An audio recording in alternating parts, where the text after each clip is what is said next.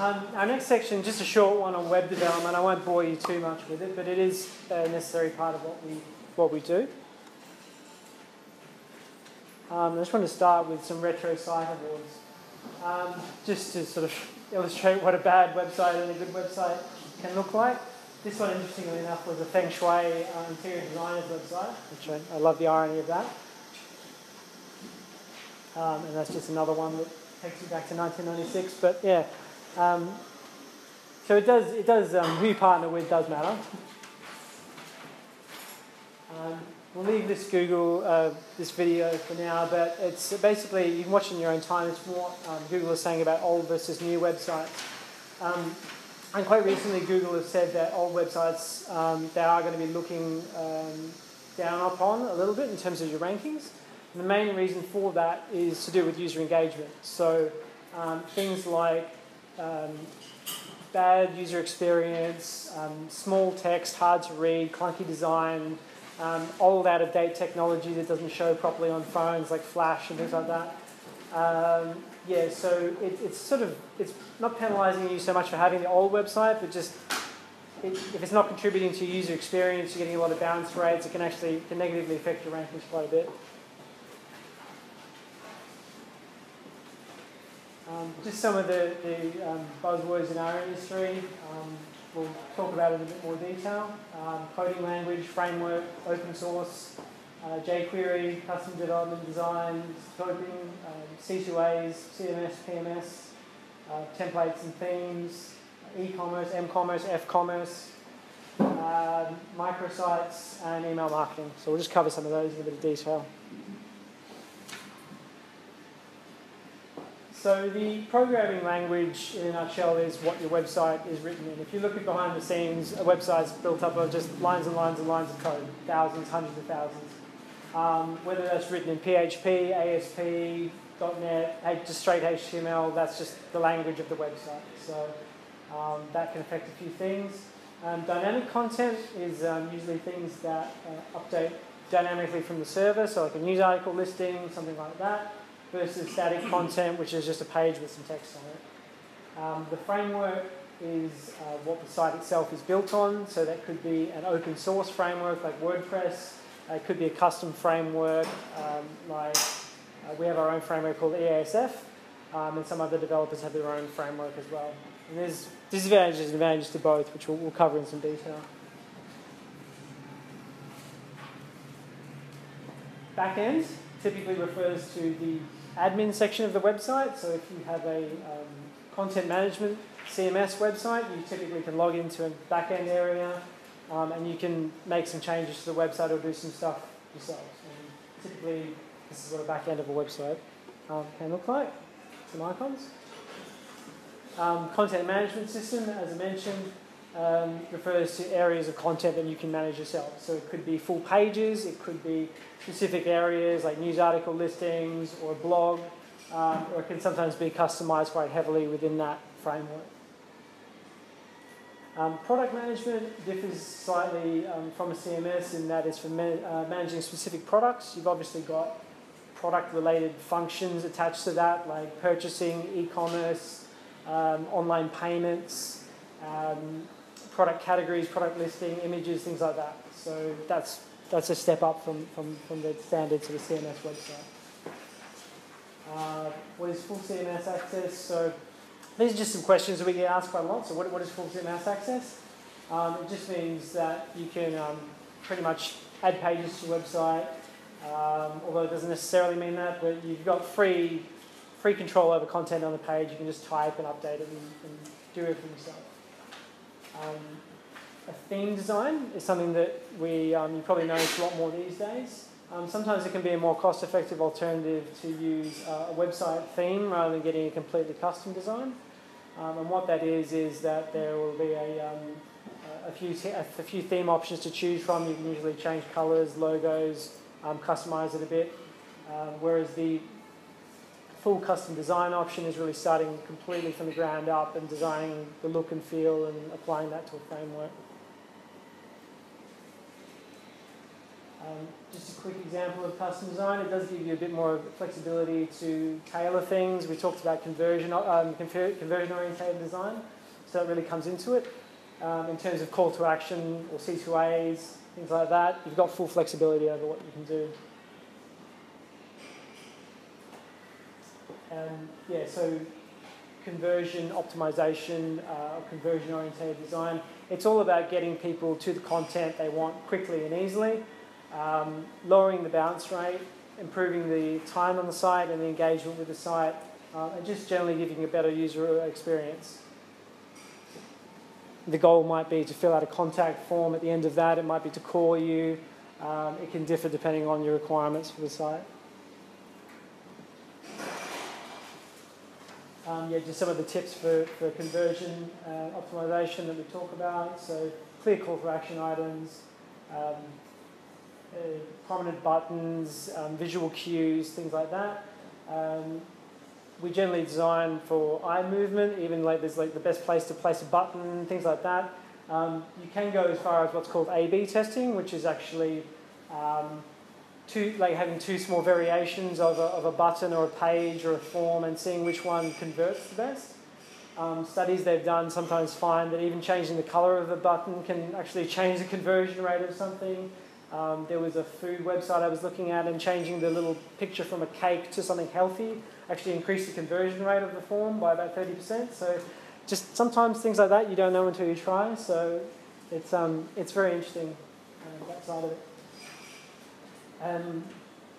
So open source, so this refers to the framework the site is built on. And as I mentioned, you can have an open source or a custom solution framework.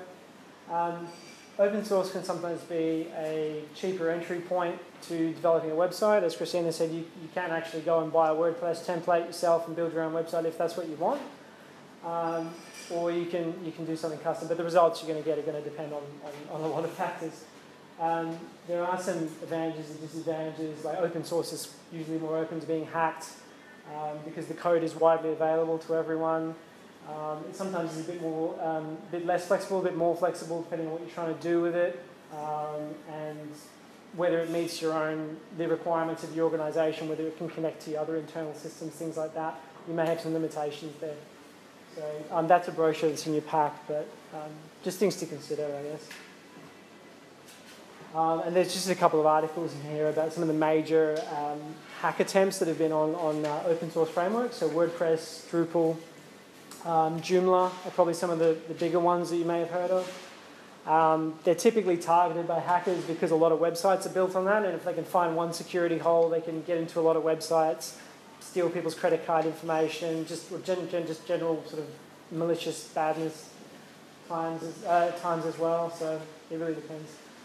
And web development is much more than just websites, and that's really just what this slide is talking about. So you can have custom solutions for CRM, which is customer relationship management, client relationship management, custom intranets, work tracking systems, job tracking systems, project management, audits, asset tracking. I mean, the list goes on, but basically, in a nutshell, a web application can often be developed to customize things for your business and usually make things more efficient and easy for you.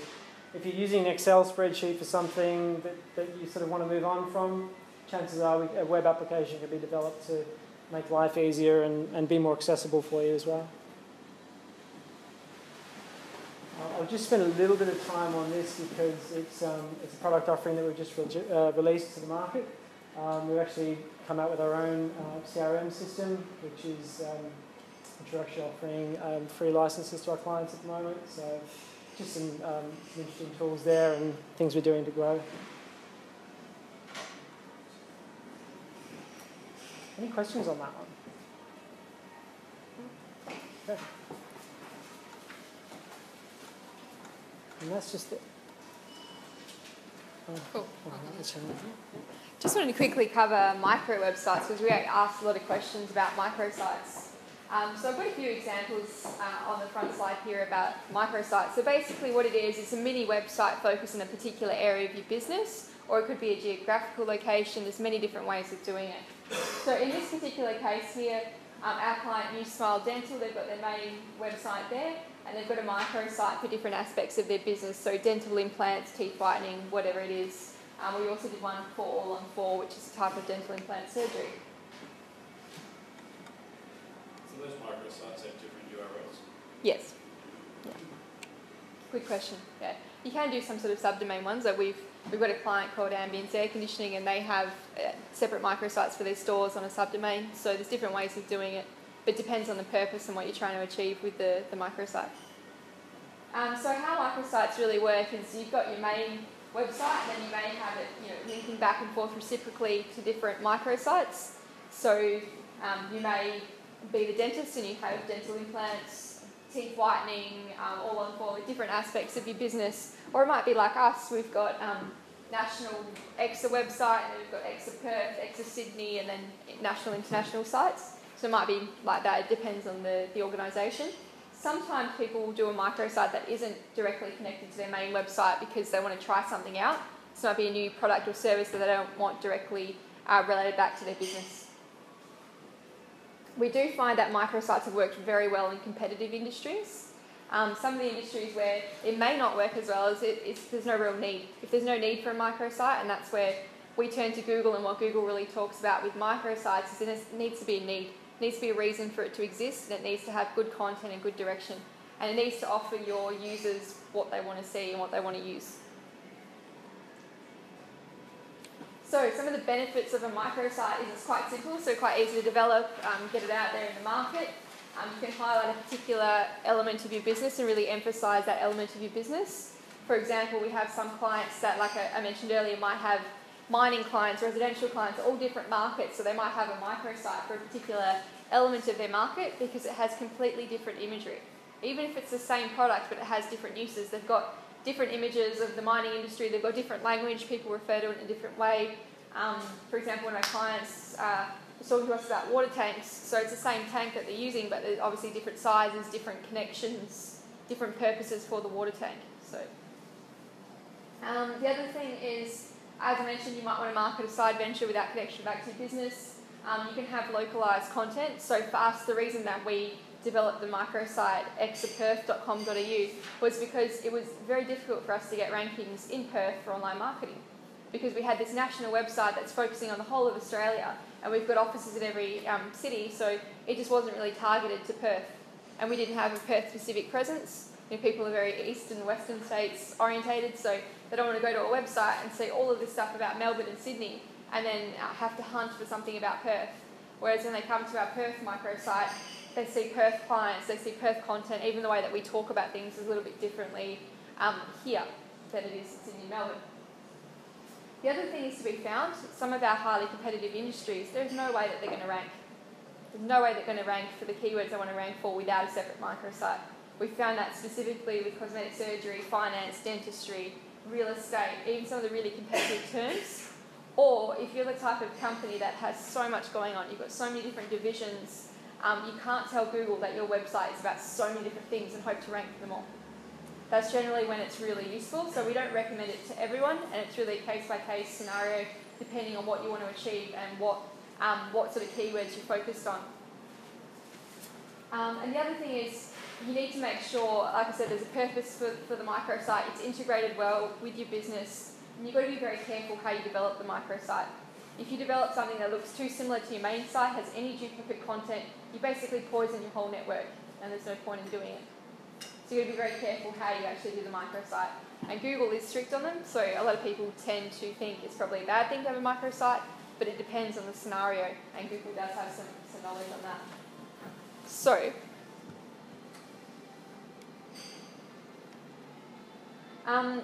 are microsites good for SEO? Yes and no, depending on why you're doing it. So it's not good if you create a microsite because your main site is crap and doesn't rank very well, and you're trying to create microsites just to rank, because you really should have your main website ranking quite well as sort of the mothership for all your microsites. It's a good idea when you're targeting quite a different audience or niche, so Google will look at it and think, well, this has got different imagery, it's a different website to the main site, there's actually a purpose for this to exist, so it's good. And the goal is you want to create content to decide that users want to interact with you, want to engage with that website, even click through to your main website and track the traffic there. And you want to create people that a microsite that people actually want to use and share as well. So this is directly from Google. There's 2 videos that you can watch which supports what I've just said in the previous slides. Basically, Google says, is it okay to link 2 separate sites? Yes, the main drawback is you've got 2 sites to maintain. So their basic thing is if you're going to do it well. You can't just have your main website and then have this forgotten about microsite that doesn't have up-to-date content. It's not linked properly, and there's no point having a microsite if you've got no quality content. So there is, like I said, a place for a microsite, but it depends on the industry. This is an example of 2 of our clients in really competitive industries and how they're ranking. So if you Google breast implants, Perth, you've got all of your ads there. This is our client's main website, and then this is a microsite. So it was actually much harder for them to get top rankings for their main website. They've still got a ranking on page 1, but their microsite is ranked number 1. So it was just one of the ways to really help with a competitive search. And dental implants, Perth as well. You can see the same scenario. The main websites are down here, but the microsite is right at the top there. So what it in effect gave them is a more competitive position in Google, and also gave them 2 spots in Google, so not just their main site, but also their micro. Any questions? Cool. So at the back of your slide, you'll find a few case studies. So if you're interested in, how this works in the real market, there's videos you can watch in your own time. So I'm not going to go through any of them, but it just really talks about sort of the benefits you can get from online marketing for different industries. So I've tried to choose a few case studies from different industries. So industries that want to grow, small business, sales generation, comparisons between different sources in the company, retail, and even government, competitive microsites. There's a lot of examples in there, so whatever appeals to you, there's some examples for you to go through in your own time. Even multilingual sites. So for this particular company, we created a microsite in Chinese, and that was really focused on the Chinese market and obviously optimised through different search engines. So you can also optimise overseas as well. Cool. Now we'll move on to if you want any more case studies, by the way, you can go to our main EXA website where everything is, or you can go to exaperth.com.au. And if you want to keep in touch, these are some of our favourite websites for getting these articles and information from. And if you want to contact myself or Mark, our emails are there, and this is all of our social media. We do have a competition, so Madison at the back is monitoring likes to our Facebook page, and we're going to announce a prize in the next section for social media. So if you haven't already, grab out your phone, you can scan this QR code or just like us on Facebook by searching EXA Perth. Cool, so we'll get on to the next slide.